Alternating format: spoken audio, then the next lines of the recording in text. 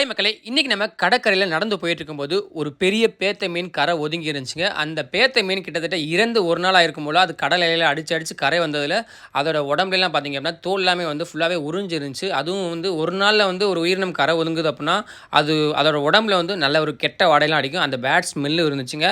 So இந்த ஒரு பேத்த மீன் பார்த்தீங்க அப்டின்னா, நெறைய பேர் வந்து பார்த்துருப்பீங்க. ஸோ பார்க்காதவங்களுக்கு இந்த வீடியோ வந்து கொஞ்சம் புதுசா இருக்கும். அதனால இதெல்லாம் நாங்க பார்த்தது இல்லையா அப்டின்னு யாரும் கமெண்ட் பண்ணாதீங்க. பார்க்காதவங்களுக்கு கண்டிப்பா இது வந்து ஒரு புது வீடியோவா தான் இருக்கும். ஸோ இந்த ஒரு பேத்த மீனை வந்து எங்கள் ஊரில் வந்து பார்த்தீங்க அப்படின்னா முள்ளு பேத்த முள்ளம்பன்றி பேத்த அப்படின்னு சொல்லுவாங்க. ஸோ இதுக்கு இங்கிலீஷ் நேம் பார்த்தீங்கன்னா பஃபர் ஃபிஷ், பலூன் ஃபிஷ் இந்த மாதிரி நிறையா நேமும் சயின்ஸில் வந்து பார்த்து சொல்கிறாங்க. ஸோ இந்த ஒரு பேத்த மீன் பார்த்தீங்க அப்படின்னா கீழே வச்சதுமே வந்து அதோட முள்ளை வந்து அந்த அந்த மணலில் வந்து எந்த அளவுக்கு ஷார்ப்பாக குத்திருக்கு பாருங்க. ஸோ ரொம்பவே ஷார்ப்பாக தான் இருந்துச்சு.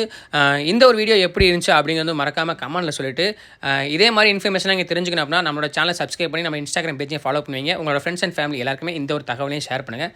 Tata, bye bye.